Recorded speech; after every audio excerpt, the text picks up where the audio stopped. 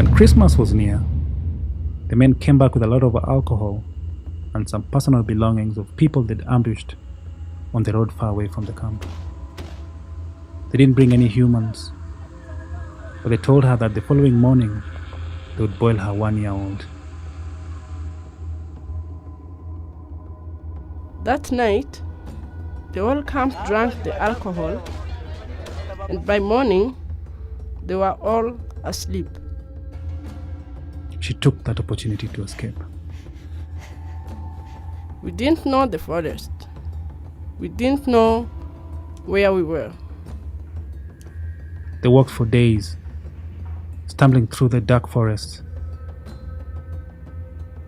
avoiding any path seemed to be used by humans or animals. We walked until my daughter's feet were swollen and our soles peeled off. Mother, why can't I die? The 5-year-old cried. Why can't I die and sleep?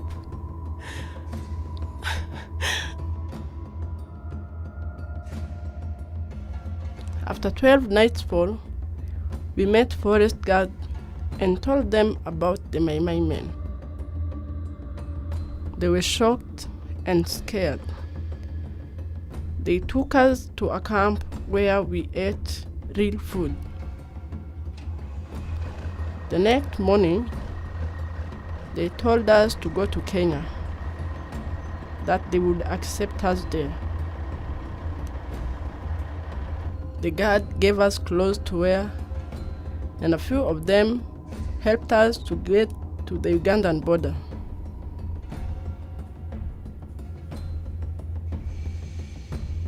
We avoided any path in the forest.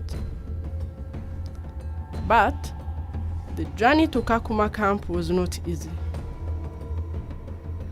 But we are here now. We are away from those evil men. I asked her if she was okay now, if her children were okay. She told me bado niko hai, which could be anything from a statement of defiance to a statement of revelation that she is here. My children, the smallest is 8 years old and can't recall it. But the other two, now 13 and 15, remember very well. Sometimes they wake up screaming.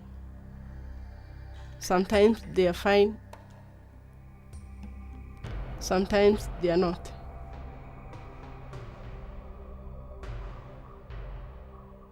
I could feel her story break something in me. I couldn't write the story soon after I came back to Nairobi. I didn't know how to write it. I felt inadequate to put the emotion to it, to share with you her plight, to see and feel the pulse of her pain.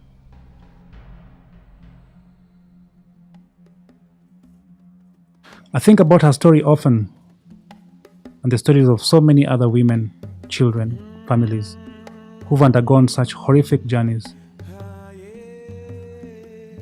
who have lost their dignity and now struggle to reclaim it, who will have to celebrate Christmas with such adversity. Maybe we could help alleviate these families from the struggles. This Christmas, spread the spirit of giving and donate to families forced to flee across Africa.